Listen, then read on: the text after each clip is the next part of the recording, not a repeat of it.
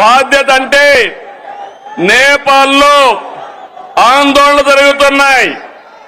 అక్కడ ఆందోళన జరిగితే 200 మంది తెలుగు వాళ్ళు అక్కడ చిక్కుకుపోయారు. ఆ సమయంలో ఎవరైతే హెచ్ఆర్ మినిస్టర్ ఉన్నాడో లోకేష్ గారిని రియల్ టైం గవర్నెన్స్ లో ఉండి మానిటర్ చేయమని ఆదేశాలు ఇచ్చాను. ఇది జవాబుదారీతనం అవునా కాదా అని మిమ్మల్ని అడుగుతున్నా. సంక్షేమం అంటే ఓట్ల రాజకీయం కాదు. సంక్షేమం అంటే తాత్కాలిక అవసరాల్ని తీర్చడం కూడా కాదు. సంక్షేమం అంటే పేదల జీవితాలు మారాలి. పథకాలు అంటే పేదల జీవన ప్రమాణాలు పెరగాలి.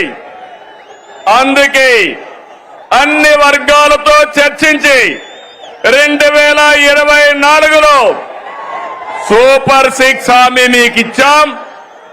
ఇంకొక పక్క 2023 మే నెలలో 28వ తారీఖున రాజమండ్రిలో మహానాడు జరిగింది. సూపర్ 6ను ప్రకటించాం. అదే సమయంలో కూటమి మేనిఫెస్టో కూడా ఇచ్చి మేమందరం కూడా సమిష్టిగా కష్టపడి ఇవన్నీ కూడా నెరవేర్చడానికి ముందుకు పోతున్నాం. 2004 ఎన్నికలు చరిత్రను తిరగా రాశాయి.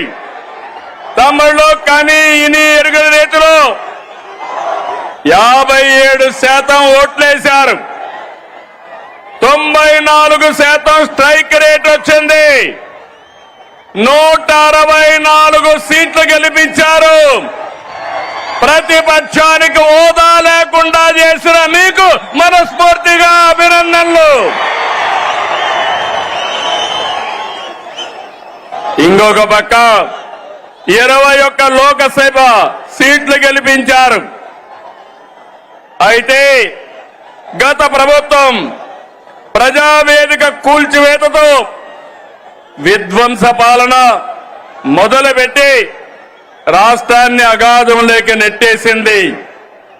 10 లక్షల కోట్ల అప్పులు, తప్పులు, పాపాలు, అక్రమాలు, వేధింపులు, దోపిడీలు, దౌర్జన్యాలు, మహిళలపై అత్యాచారాలు, అవినీతితో అంతటా అశాంతి, అభద్రత కలిగించారు.